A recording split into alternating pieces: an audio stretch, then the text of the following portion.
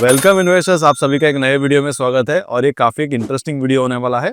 तो क्या आपने कभी सोचा है कि बिजनेस के जो प्रॉफिटेबिलिटी है वो सपोज 1 ईयर में 20% से ग्रो करती है, बट जो स्टॉक मार्केट के रिटर्न है वो कभी कभी 50% या उससे ज्यादा हो सकते हैं। तो इसका क्या रीजन है? तो इसका रीजन है पीई री रेटिंग का। तो पी एक्सपांशन या पी री रेटिंग के बारे में हम ये वीडियो में काफी डिटेल में डिस्कस करेंगे। क्या क्या फैक्टर से पी री रेटिंग या पी एक्सपांशन होता है, इसके अलावा पी डी रेटिंग भी देखेंगे। यानी सपोज वो बिजनेस 20% से ग्रो कर रहा है उसके प्रॉफिटेबिलिटी या पैट, बट स्टॉक मार्केट के या वो पर्टिकुलर स्टॉक के जो रिटर्न है वो कभी कभी लेस देन 20% भी हो सकते हैं, यानी पी डी रेटिंग हो गया। इसका मतलब क्या है? इसके अलावा पी जो रेशो है उसको एक्चुअली राइट तरीके से कैसे यूज करना चाहिए, इसके भी बारे में देखेंगे। विल ऑल्सो अंडरस्टैंड कि टीटीएम पी क्या होता है या फॉरवर्ड पी क्या होता है। इसके अलावा पीईजी यानी प्राइस अर्निंग टू ग्रोथ, ये पीटर लिंच जी का रेशो है and it is a very very useful ratio. इसके बारे में ये वीडियो में डिटेल में देखेंगे।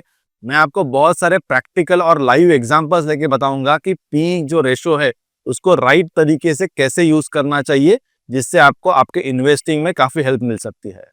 And at the end of the video मैं आपके साथ मेरे इन्वेस्टिंग जर्नी का सीक्रेट फॉर्मूला जो है that also I will be sharing, जिससे मैं कंसिस्टेंटली जो मल्टीबैगर स्टॉक्स है उनको आइडेंटिफाई कर रहा हूँ। सो ये वीडियो काफी इंटरेस्टिंग होगा, जरूर ये जो वीडियो है कंप्लीट देखिए। एंड चैनल को यदि आपने सब्सक्राइब नहीं किया होगा तो जरूर चैनल को भी सब्सक्राइब कर लीजिए। So let's start with the P. क्या होता है पी? यानी प्राइस टू अर्निंग, या इसको प्राइस टू एक्सपेक्टेशंस भी कहा जाता है।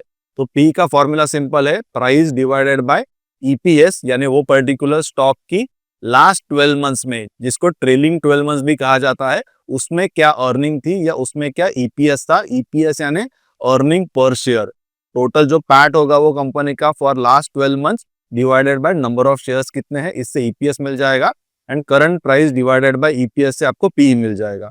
और ये पी को कैलकुलेट करने का और एक सिंपल तरीका है, which is currently total market cap of the company divided by total profit after tax for last 12 months, या ट्रेलिंग 12 मंथ्स इसको कहा जाता है। और इसीलिए जो पी होता है उसको ट्रेलिंग 12 मंथ्स पी भी कहा जाता है, जो करंट पी है। बिकॉज हम जो पैट यूज करते हैं that is for the last 12 months या लास्ट 4 क्वार्टर्स, या इन केस ऑफ एसएमएल बिकॉज वो हाफ ईयरली रिजल्ट देते हैं, तो हम उसको टोटल पैट को ऐड करते हैं दो हाफ्स को। And current market cap divided by जो पैट है, इससे हमें करंट पी मिल जाता है। तो करंट पी कैसे कैलकुलेट करना ये हमने देख लिया। और ये जो ट्रेलिंग 12 मंथ्स पी है वो screener.in में कभी कभी रॉन्ग होता है, mostly for the SME companies, because वो हाफ ईयरली रिजल्ट देते हैं। तो ये खुद से भी आप कैलकुलेट कर सकते हो फॉर द करेक्ट अंडरस्टैंडिंग या करेक्ट कैलकुलेशन। तो अभी हमने देखा कि how to calculate current P या trailing 12 months P, but more importantly how to calculate forward P. तो फॉरवर्ड पी जनरली 1 ईयर का, 2 ईयर का, 3 ईयर का यूज करते हैं। सो लेट्स अंडरस्टैंड कि फॉरवर्ड 1 ईयर बेसिस पे पी कैसे कैलकुलेट होता है। तो जो न्यूमरेटर है मार्केट कैप का या करंट प्राइस का वो तो सेम ही होगा, बट जो अर्निंग्स है यानी ईपीएस हो गया या टोटल पैट हो गया, that we have to project for next 12 months या नेक्स्ट 4 क्वार्टर्स या नेक्स्ट 1 ईयर। तो ये जो फॉरवर्ड पी का कंसेप्ट है, मैं आपको एक सिंपल एग्जांपल लेके समझाता हूँ। सपोज कोई एक कंपनी का करंट मार्केट कैप जो है वो 200 करोड़ का है, एंड उनका करंट यानी लास्ट ट्रेलिंग 12 मंथ्स का जो अर्निंग्स है टोटल करोड़ में, वो सपोज 10 करोड़ का है। तो 200 डिवाइडेड बाय 10, करंट जो पी है या ट्रेलिंग 12 मंथ्स का जो पी है वो 20 का है। अभी सपोज मुझे वही स्टॉक का फॉरवर्ड पी कैलकुलेट करना है। तो फॉरवर्ड पी कैलकुलेट करने के लिए मुझे नेक्स्ट 12 मंथ्स की जो अर्निंग्स का एस्टिमेट है वो निकालना पड़ेगा। तो for example let suppose next 12 months में ये जो पर्टिकुलर बिजनेस है वो 20 करोड़ का पैट करने वाला है।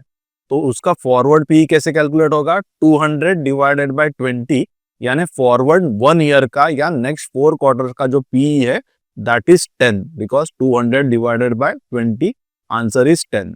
आई hope this is very easy to understand. So let's now move forward with the P re rating. तो पी री रेटिंग ये कंसेप्ट क्या है या पी एक्सपांशन क्या होता है?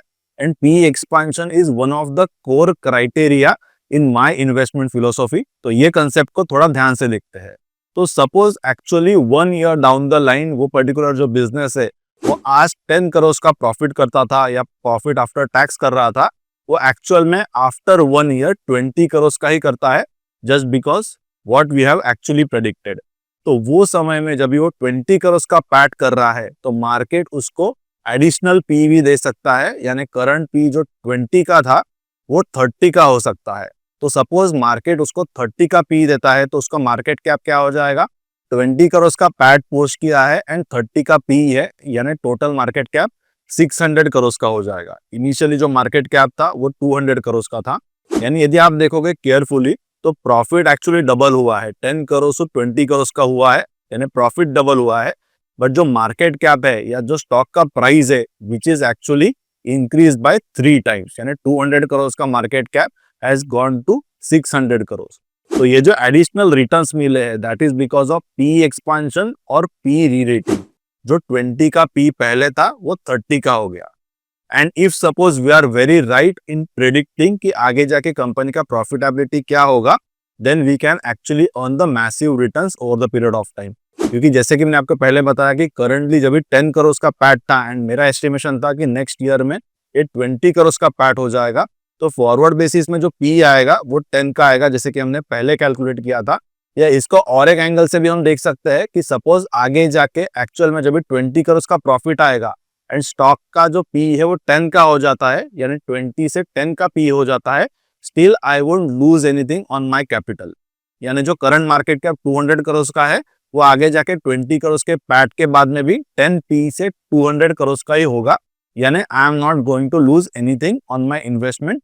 इसीलिए पी ये जो कंसेप्ट है इसको अच्छे से समझना इज वेरी वेरी इंपॉर्टेंट। क्या केसेस में पी री रेटिंग हो सकता है, क्या केसेस में पी डी रेटिंग हो सकता है, इसके अलग अलग फैक्टर्स हो सकते हैं जिनके बारे में हम आगे जाके डिटेल में डिस्कस करेंगे। तो पहले तो हम देख लेते हैं कि पी री रेटिंग या पी एक्सपांशन के लिए कौन कौन से जो फैक्टर्स है वो रिस्पॉन्सिबल होते हैं। तो one of the very very important factor is earnings, earnings and only earnings. Suppose कोई एक स्टॉक का अर्निंग्स वेरी रैपिडली इंक्रीज हो रहा है तो डेफिनेटली वो पर्टिकुलर स्टॉक का पी भी over the period of time re rate होता है, because P is basically price to expectation. Suppose investors के वो पर्टिकुलर बिजनेस के लिए अर्निंग्स के ज्यादा एक्सपेक्टेशंस है एंड एक्चुअल में बिजनेस जो है वो उसको एक्सीड करता है, तो डेफिनेटली यहाँ पे पी री रेटिंग हो सकता है, जिससे over the period of time काफी मैसिव वेल्थ क्रिएट हो सकती है। इसीलिए कोई भी इन्वेस्टर का मेजॉरिटी ऑफ द जो फोकस होना चाहिए वो इस पे होना चाहिए कि आगे जाके फ्यूचर में 1, 2 या 3 इयर्स में जो अर्निंग्स है वो कितने रैपिडली आगे जाके ग्रोथ हो सकती है, बिकॉज अर्निंग्स के ग्रोथ से ही आगे पी का एक्सपेंशन होगा। और जैसे कि हमने फर्स्ट एग्जांपल में देखा कि अर्निंग्स डबल हुई है बट जो एक्चुअल में रिटर्न्स है वो 3 टाइम्स हुए हैं। तो बेसिकली कोई भी इन्वेस्टर के जो रिटर्न्स है that is divided into 2 components. First is वो बिजनेस की अर्निंग्स कितने रैपिडली ग्रो होती है and very very more importantly वो पर्टिकुलर स्टॉक का पी कितना रीरेट होता है या पी कितना एक्सपांड होता है।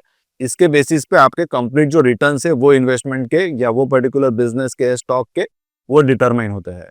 तो पी रेटिंग का फर्स्ट फैक्टर जो है that is earnings growth.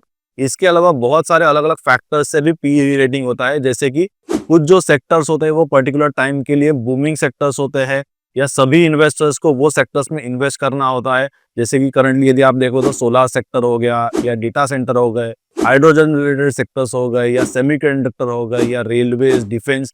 So these are the hot sectors as of today. इसीलिए यदि आप ये सेक्टर्स का या इंडिविजुअल स्टॉक्स का देखोगे ये सेक्टर्स के, तो उनका पी बहुत ज्यादा है बिकॉज पी री रेट हो चुका है। बिकॉज इन्वेस्टर्स को ये एक्सपेक्टेड है कि आगे जाके ये जो सेक्टर्स के स्टॉक्स है they going to post a very very good या very very robust earnings in future. And at the same time यदि आपने नोटिस किया होगा कि पर्टिकुलर कुछ सेक्टर्स जो है उनको हमेशा ही लो पी मिला है, तो उसके क्या रीजन है या ये कौन से सेक्टर्स है। तो जनरली यदि आप देखो तो पीएसयू सेक्टर्स को काफी लो पी मिलता है, या इसके अलावा फर्टिलाइजर सेक्टर्स हो गए उसको लो पी मिलता है, या जो पैकेजिंग की इंडस्ट्री है बीओपीपी एंड बीओपीटी उसको भी लो पी मिलता है। कोल इंडिया जैसे जो स्टॉक्स है उनको लो पी मिलता है, या जो कमोडिटी सेक्टर्स है, या यदि आप देखो तो जो मेटल इंडस्ट्री है टाटा स्टील हो गया या सेल हो गया, तो ऐसे सेक्टर्स को मार्केट ने जनरली आप देखो तो काफी लो पी दिया है historically. Another reason for the PE re-rating could be change in management या change in capital allocation policy of the existing management। तो फॉर एग्जांपल यदि आप देखो तो सीजी पावर में पी एक्सपेंशन क्यों हुआ, बिकॉज जो नई मैनेजमेंट थी यानी मुरुगप्पा ग्रुप था उन्होंने टेक ओवर करके इसको कंप्लीटली टर्न अराउंड किया। Same thing has happened in the SG mart and SG Finserv. ये जो पर्टिकुलर बिजनेस था वो मोंगीपा ग्रुप यहाँ पर हैंडल कर रहा था, बट उसके बाद में मैनेजमेंट चेंज हुआ। संजय गुप्ता जी जो है उन्होंने काफी पहले प्रूव किया है एग्जीक्यूशन कैसे होता है in case of APL Apollo. और जैसे ही ये एसजी मार्ट या एनजी फिनसर्व में मैनेजमेंट चेंज हुआ, the complete P and the stock got re-rated and एक मैसिव वेल्थ क्रिएशन हुआ।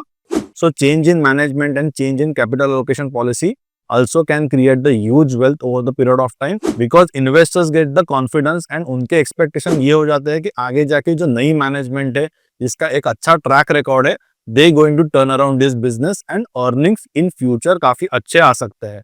बट फ्यूचर के हायर मार्जिन के एक्सपेक्टेशन से जो इन्वेस्टर्स है वो पर्टिकुलर स्टॉक को आज ही ज्यादा पी दे देते हैं, यानी पी री रेटिंग या पी एक्सपेंशन होता है। इसके अलावा यदि आप देखो तो another reason for the P re rating because of the liquidity. तो यदि आप देखो तो पर्टिकुलर स्टॉक में बहुत ज्यादा यदि लिक्विडिटी नहीं है तो पी रेटिंग हो सकता है।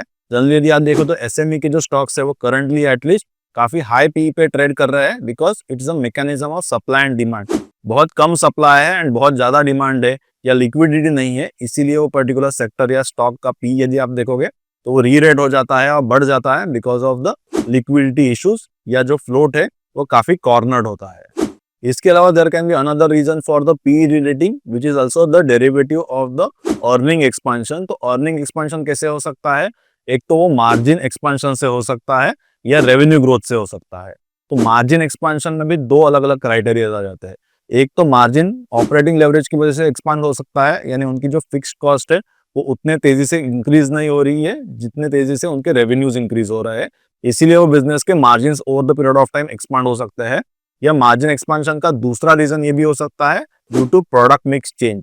सपोज जो मैनेजमेंट है they are continuously investing into value added product और इसके वजह से सपोज उनके ओवरऑल प्रोडक्ट मिक्स जो है वो over the period of time change हो जाता है, then their margins also can increase over the period of time, जिससे फाइनली पी एक्सपेंशन हो सकता है। तो ये अलग अलग क्राइटेरिया से हमने समझा कि पी एक्सपेंशन या पी री-रेटिंग कैसे हो सकता है। तो best way to play out this P expansion theme is to identify the right business when the P is very very low, provided that कि ये जो बिजनेस है वो एक अच्छा बिजनेस है, मैनेजमेंट अच्छी है एंड आगे जाके यहाँ पे कुछ ट्रिगर्स है जिससे उनकी अर्निंग जो है वो आगे जाके फ्यूचर में बहुत अच्छी तरीके से या रैपिडली ग्रो हो सकती है। तो ये मेरा जो फ्रेमवर्क है मैं आपको एक एग्जांपल लेके बताता हूँ। गरवारे हाईटेक का एग्जांपल हम लेंगे। तो यदि आप देखो तो गरवारे हाईटेक 1.5-2 साल पहले 7 to 8 पी पे ट्रेड करता था। गरवारे हाईटेक का यदि आप बिजनेस देखोगे तो they are the two divisions, एक जो है वो सीपीडी डिवीजन है और दूसरा जो आईपीडी डिवीजन है। तो इसमें से उनका जो सीपीडी डिवीजन है इस पे मैनेजमेंट इंक्रीमेंटल कैपिटल एलोकेशन कर रहा था बिकॉज उसमें आप देखो तो मार्जिन भी बेटर है and it is a very stable business, जिसमें बेसिकली उनके दो प्रोडक्ट्स है। एक तो उनके सन कंट्रोल फिल्म है, यानी जो कार के विंडो पे लगते हैं to protect from the sunrays. इसके अलावा उनका जो सेकंड यहाँ पे प्रोडक्ट है यही सीपीडी डिवीजन में, दैट इज पीपीएफ यानी पेंट प्रोटेक्शन फिल्म, जो कार के अराउंड रैप होता है to avoid from the external damage to the car paint.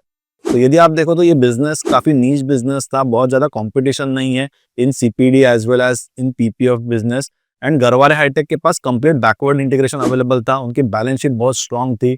जो यदि आप कैश फ्लोज देखोगे उनके कैश फ्लोज भी बहुत अच्छे थे। यदि आप रिसीवेबल डेज देखोगे तो गरवारे हाईटेक हार्डली 7-8 डेज में उनके रिसीवेबल जो है या पेमेंट जो है वो कलेक्ट कर रहा था। तो business was really niche and काफी डिफरेंशिएटेड बिजनेस था, but market actually was not sure कि ये एक्चुअल में नीच बिजनेस है, वैल्यू एडेड प्रोडक्ट रियली है या नहीं। इसीलिए ये कंफ्यूजन में मार्केट ने उनको जो बाकी पियर्स है जैसे कि पॉलीप्लेक्स हो गया या जिंदाल पॉली हो गया या इसके अलावा कॉस्मो फिल्म्स हो गया, ये सारे बीओपीपी और बीओपीटी बेस्ड प्लेयर्स है। तो उसके कंपैरिजन में गरवारे को भी बहुत ज्यादा पी नहीं मिल रहा था and this stock was available at 7 to 8 P. And Garware Hitech का मैंने एक डिटेल वीडियो भी क्रिएट किया है जब जो स्टॉक था वो 500-600 रुपीज के आसपास ट्रेड कर रहा था। और बाद में कुछ क्वार्टर्स के बाद क्या हुआ कि जो बाकी प्लेयर्स है ये इंडस्ट्री के बीओपीपी और बीओपीटी फिल्म मैन्युफैक्चरर जैसे कि कॉस्मो या जिंदाल पॉली या अलग अलग यूफ्लेक्स, ये प्लेयर्स हो गए, तो उनके जो अर्निंग्स है उसमें ड्रास्टिकली ड्रॉप हुआ या कुछ प्लेयर्स ने एक्चुअली यहाँ पे लॉस भी यहाँ पे क्रिएट किया।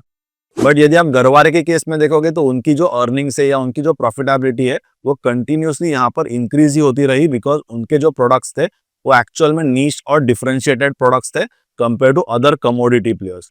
और इसी वजह से मार्केट ने फाइनली जो 7-8 का पी था वो इंक्रीज करके लगभग 38-40 टाइम्स पी कर दिया और जो स्टॉक एक समय में 500 रुपीज का था वो इंक्रीज होके या मल्टी बैगर बन गया वो स्टॉक और करंटली 500 रुपीज के आसपास ट्रेड कर रहा है। और अच्छे बिजनेस यदि आप अर्ली आइडेंटिफाई करते हो तो डेफिनेटली आपको ये बेनिफिट मिलेगा ऑफ पीई एक्सपांशन और पीई री रेटिंग। और गरवारे हाईटेक फिल्म्स को मैंने काफी अर्ली आइडेंटिफाई किया था, that also has been shared in our micro cap club, and इसने over the period of time बहुत अच्छे रिटर्न्स भी दिए हैं। सो कोई भी इन्वेस्टमेंट करते समय आपका एंट्री पी जो है it is very very important along with the exit P. तो गरवारे के अलावा भी काफी अलग अलग मैं एग्जांपल्स दे सकता हूँ, जैसे कि अनूप इंजीनियरिंग का यदि आप देखोगे तो again I have created another video. तो अनूप इंजीनियरिंग को जब भी मैंने आइडेंटिफाई किया था बिफोर बोनस लगभग 700 रुपीज में, तो ये कंपनी का भी जो पी था वो लगभग 11-12 टाइम्स था। और यदि आप अभी देखोगे तो अनूप इंजीनियरिंग का जो पी है वो 55 से भी ज्यादा हो गया है, एंड स्टॉक ने लगभग मोर देन 10 टाइम्स रिटर्न्स दिए है। तो मेजोरिटी ऑफ द जो रिटर्न्स है वो पी री रेटिंग से आया है, एंड रिमेनिंग जो रिटर्न्स है उसमें एक्चुअल में कंपनी ने उनकी जो प्रॉफिटेबिलिटी है वो भी इंक्रीज की है over the period of time. इसके अलावा एक्शन कंस्ट्रक्शन इक्विपमेंट को भी मैंने काफी अर्ली आइडेंटिफाई किया था, और वहां पर भी पी एक्सपांशन का जो स्टोरी है वो बहुत ही अच्छी तरीके से प्ले आउट हुआ है over the period of time. इसके अलावा टाटा एलएक्सजी या टिना रबर या आईएक्स ऐसे बहुत सारे लाइव जो केस स्टडीज है या लाइव जो एक्चुअल में इन्वेस्टमेंट्स है, they have done very very well just because of the P expansion. मुझे लगता है कि ये जो पी एक्सपांशन या पी री रेटिंग का कंसेप्ट है it is very very important for the massive wealth creation. Earnings का ग्रोथ तो इंपॉर्टेंट है ही, बट आपको वो अर्निंग्स के ग्रोथ को अर्ली आइडेंटिफाई करके जब भी पी कम होता है या वो स्टॉक अनआइडेंटिफाइड होता है तभी आपको उसका मैक्सिमम बेनिफिट मिल सकता है। अभी हम कुछ एग्जांपल्स लेके ये देखते हैं कि इन विच केसेस पी मिसलीडिंग हो सकता है। तो यदि आप देखो तो 2022 फाइनेंशियल ईयर में टीसीएस एंड टाटा स्टील ये दोनों टाटा ग्रुप की ही कंपनीज है, और टीसीएस का यदि आप प्रॉफिट देखोगे वोल ईयर का लगभग 38,000 करोड़ का था, एंड टाटा स्टील का थोड़ा ज्यादा था, लगभग 41,000 करोड़ का था। बट एक्चुअल में यदि आप मार्केट कैप देखोगे वो समय में दोनों कंपनीज का, तो टीसीएस का मार्केट कैप लगभग 13,60,000 करोड़ का था। इसके कंपैरिजन में यदि आप टाटा स्टील का मार्केट कैप देखोगे वो समय में लगभग 1,50,000 या 1,60,000 करोड़ का था। यानी TCS was trading almost about 8.5 times premium compared to Tata Steel, even if the Tata Steel had a more profitability for that particular financial year compared to TCS। तो आप सोचते रहोगे इसका रीजन क्या है, तो इसका रीजन सिंपल है कि market just loves the consistency of the profits, and market really hates the volatility into the profitability. And Tata Steel का जो बिजनेस है वो कंप्लीट कमोडिटी बिजनेस है which is based on the steel price. इसीलिए यदि आप देखो तो 2022 में उन्होंने 41,000 करोड़ का प्रॉफिट किया था, बट उसके बाद में लगभग that has drop to 8,000 crore, and 2024 में तो कंपनी लॉस में चली गई थी। बट इसके कंपैरिजन में यदि आप टीसीएस देखोगे तो टीसीएस की जो प्रॉफिटेबिलिटी है it kept on increasing after that 38,000 crore, then 42, and currently लगभग 2024 में 46,000 करोड़ के उनके प्रॉफिट्स पोस्ट किए थे। इसीलिए जनरली जहां पर कंसिस्टेंटली अर्निंग्स इंक्रीज होती है वहां पर मार्केट एक स्टेबल पी देता है, एंड इसके एग्जैक्टली अपोजिट जो कमोडिटी कंपनीज है या कमोडिटी बिजनेस है, जैसे कि स्टील का बिजनेस हो गया या फर्टिलाइजर का बिजनेस हो गया या जनरली जो पीएसयूज हो गए, जहां पर गवर्नमेंट के एक रेगुलेशन चेंज से काफी इंपैक्ट हो सकता है प्रॉफिटेबिलिटी में आगे जाके, ऐसे बिजनेसेस को स्टॉक मार्केट जनरली लो पी देता है। इसके बाद में अभी हम और एक कंसेप्ट को अंडरस्टैंड करते हैं विच इज अर्निंग्स एक्सपेक्टेशन। तो सपोज कोई पर्टिकुलर स्टॉक का करंट जो पी है वो 60 टाइम्स का है, यानी 60 प्राइस टू अर्निंग पे है वो, यानी investors are giving the valuation of 60 rupees for per 1 rupees of earnings. और सपोज वही बिजनेस ने नेक्स्ट क्वार्टर में उनकी जो अर्निंग्स की ग्रोथ है कंपेयर टू लास्ट ईयर वो 30% का वो पोस्ट करता है। तो यदि आप स्टैंड अलोन लेवल पे देखोगे तो 30% is really not the bad growth, but वो समय में आपको सिर्फ ग्रोथ को नहीं देखना है, बट मोर इंपॉर्टेंटली ये देखना है कि करंटली वो क्या पी पे ट्रेड करता है। कोई स्टॉक सपोज 60 या बियॉन्ड 60 पी पे ट्रेड कर रहा है एंड जो ग्रोथ है वो एक्चुअली 30% की आती है, then in certain cases market actually may not like it, and यहाँ पर जो स्टॉक है वो फॉल हो सकता है या पी डी रेटिंग हो सकती है। इसीलिए एंट्री पी या entry valuation is very very important, and उसके बाद में ग्रोथ क्या आती है that we have to see. Suppose 60 का पी है एंड एक्चुअल में जो अर्निंग्स की ग्रोथ है वो सपोज 100% की आती है, then market actually can re rate the stock, but आपको ये भी देखना है कि कितनी कंपनी कंसिस्टेंटली 100% से ग्रो होगी for long period of time. इसीलिए entry valuations along with the earnings growth in future is very important, तभी आपको एक्चुअली पी एक्सपांशन का जो बेनिफिट है वो मिल सकता है। यदि आपका एंट्री पी रॉन्ग है या बहुत हाई है 50, 60, 100 टाइम से, then it is a higher probability over the period of time आपको पी एक्सपांशन का बहुत ज्यादा बेनिफिट यहाँ पर नहीं मिलेगा, and that has happened with many many cases. यदि आप देखोगे जैसे कि IEX का जो पी है वो एक समय में 110 टाइम्स चला गया था एंड उसके बाद में P continuously got D rated because जो अर्निंग्स है वो कैचअप नहीं कर पाई। सिमिलरली यदि आप देखो तो टाटा एलआईसी के केस में भी यही हुआ था कि जो पी है वो मोर देन 100 टाइम्स हो गया था एंड जो अर्निंग्स है उसमें उतना तेजी से ग्रोथ नहीं आया, इसलिए पी डी रेटिंग हो गया एंड स्टॉक प्राइस भी यहाँ पर फॉल हो गया। तो ऐसे बहुत सारे एग्जांपल्स है जहाँ पर इन्वेस्टर एक्सपेक्टेशन एक्चुअली यहाँ पर मीट नहीं होते and in that cases P actually gets de rated and due to that आपका लॉस हो सकता है या वेल्थ डिस्ट्रक्शन हो सकता है if your entry P is wrong या आपके एंट्री वैल्यूएशन सही नहीं होते तो पी री रेटिंग ये मेरे इन्वेस्टमेंट फिलोसॉफी में का एक इंपॉर्टेंट पार्ट है। इसके अलावा my investment philosophy is based on 6 factors. I call it as a sprint, यानी मेरा जो फोकस है वो स्मॉल मिड कैप या माइक्रो कैप कंपनीज में ही है and I am looking for the fast earnings growth which depicts the concept of the sprint. तो स्प्रिंट में से जो एस है that is sustainable competitive advantage, यानी वो पर्टिकुलर इंडस्ट्री में कुछ कॉम्पिटिटिव एडवांटेज या फाइनेंशियल मोट हो सकता है so that everyone cannot inter in that particular industry very very easily. ये बहुत इंपॉर्टेंट फैक्टर है। इसके बाद में जो सेकंड फैक्टर है दैट इज पी रेटिंग, जिसके बारे में हम ये वीडियो में काफी डिटेल में डिस्कस किया। उसके बाद में जो आर है that is nothing but resilient growth potential, यानी जो अर्निंग्स है वो एक अच्छी तरीके से या एक अच्छे रेट पे ग्रो होनी चाहिए। जैसे कि मैंने आपको पहले बताया कि पी रेटिंग तभी होगा जब भी अर्निंग्स इंक्रीज होगी and earnings increase a very significant factor and इसीलिए अर्निंग्स का ग्रो होना इज रियली रियली इंपॉर्टेंट। उसके बाद में जो आई है that is inform scuttlebutt research, यानी स्कटलबट करना, ऑन ग्राउंड जाना इज वेरी वेरी इंपॉर्टेंट और इसीलिए मैं जो जनरली रिसर्च करता हूँ वो ऑन ग्राउंड करता हूँ। That means we go and meet the promoters, we understand with the employees की वो पर्टिकुलर सेक्टर में क्या चैलेंजेस है या फ्यूचर में किस तरीके से ग्रोथ के ट्रिगर्स है।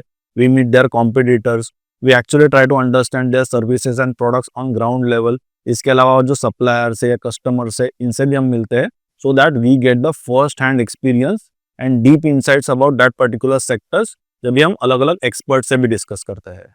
इसके बाद में एन यानी नेविगेटिंग सेक्टर टेलविंड्स, यानी सपोज एक सेक्टर अप ट्रेंड में है यानी या अच्छा ग्रोथ का विजिबिलिटी है फ्यूचर में because of various changes which has taken in that sector due to government intervention या due to any other reason, तो वो सेक्टर में से अच्छा स्टॉक आइडेंटिफाई करके बहुत अच्छे रिटर्न्स फ्यूचर में मिल सकते हैं।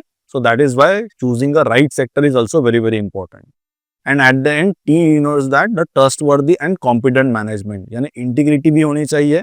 That means they should take care of the shareholders and they should do the right things and more importantly competence, यानी उनका एग्जीक्यूशन स्किल्स काफी अच्छा होना चाहिए। So this is my investment philosophy which I call as a sprint and उसमें से जो P rating का क्राइटेरिया है या फैक्टर है इसके बारे में हमने ये वीडियो में काफी डिटेल में डिस्कस किया।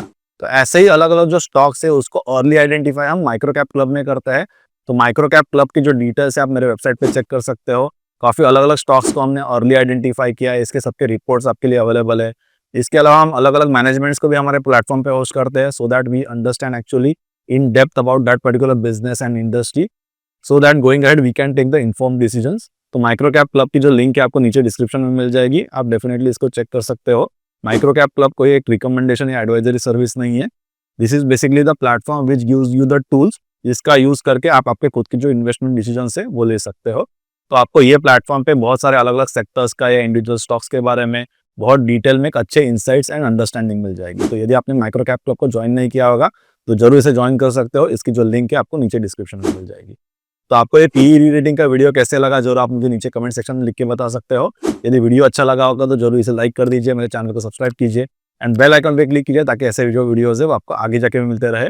एंड मेरा जो स्प्रिंट फिलोसॉफी है इसमें अलग अलग जो बाकी पैरामीटर्स है इसके रिलेटेड भी यदि आपको एक सेपरेट वीडियोस चाहिए होंगे काफी डिटेल में आपको मैं एक्सप्लेन कर सकता हूँ, तो please let me know in the comment section. मैं डेफिनेटली आगे जाके ये जो वीडियोस है वो आपके साथ में शेयर करूंगा। एंड ऐसे जो वीडियोस है मैं हर सैटरडे को 11 o'clock को पोस्ट करता हूँ, तो जो भी ये जो वीडियोस है वो कंप्लीट देखिए। So let's meet on 11 o'clock on next Saturday with the detailed understanding of one of the micro and small cap company.